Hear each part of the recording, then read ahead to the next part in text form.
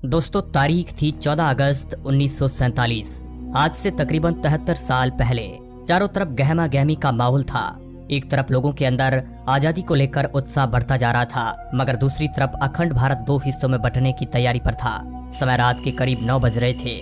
बिजली की गड़गड़ाहट के साथ दिल्ली की सड़कों पर जबरदस्त बारिश हो रही थी। अलग अलग जगह से आकर लोग रायसीना हिल्स पर इकट्ठे हो रहे थे। कुछ ही देर में लाखों की तादाद में लोग इकट्ठे हो चुके थे। रात के करीब 10 बजे जवाहरलाल नेहरू, सरदार वल्लभ भाई पटेल और राजेंद्र प्रसाद और माउंटबेटन वायसराय हाउस पहुंचे।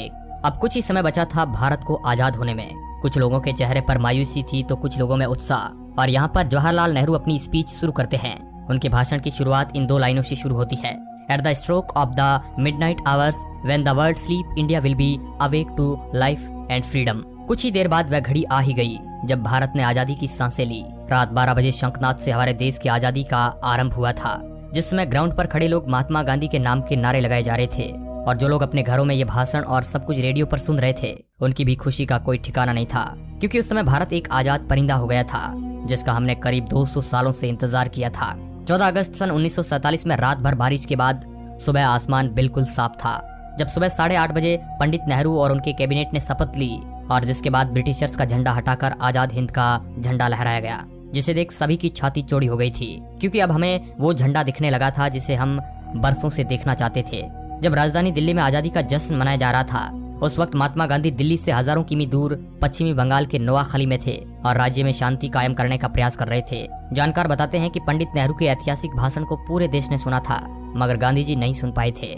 14 अगस्त 1947 की ऐसी रात जब लोग सोए तो गुलाम देश में थे, लेकिन अगली सुबह उनकी आजादी की सुबह थी। लेकिन जितनी खुशी हमें आजाद होने में थी, उतना ही गम अखंड भारत के टूट जाने में था, क्योंकि दोस्तों भारत ने अपना 3,46,737 किलोमीटर का एरिया पाकिस्तान के रूप में खो दिया। करोड़ों की संख्या में लोग भारत से अलग हो गए थे। जो लोग कुछ समय पहले ही भाई की तरह जिंदगी जी रहे थे, वे अब एक दूसरे की जान के दुश्मन बन चुके थे, क्योंकि 14 अगस्त के रात 12 बजे भारत और पाकिस्तान का विभाजन हो गया।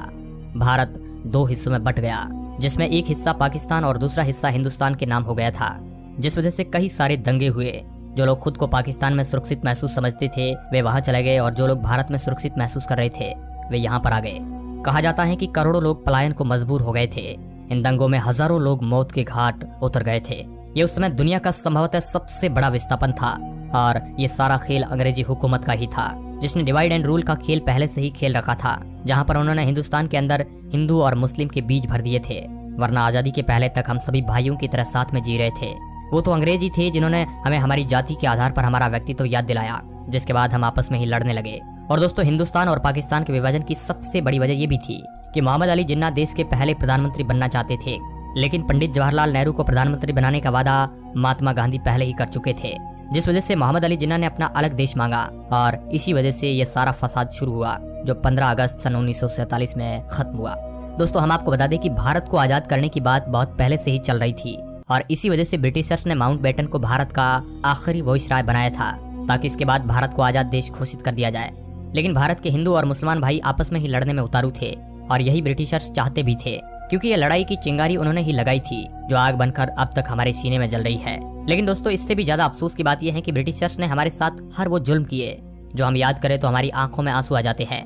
लेकिन फिर भी उन्हें बारातियों की तरह विदा किया गया। जहां 1500 ब्रिटिश सैनिकों की पहली टीम 17 अगस्त सन 1947 के दिन अपने देश लौटी, वही आखिरी टीम उसके 1 साल बाद 27 अगस्त 1948 के दिन निकली। और जब ब्रिटिशर्स के आखिरी सैनिक की टोली हमारा देश छोड़कर जा रही थी, तो उन्हें बैंड बाजे के साथ विदा किया गया, और उसी दिन सभी ब्रिटिशर्स का नाम हमारे देश के नक्शे से निकल गया।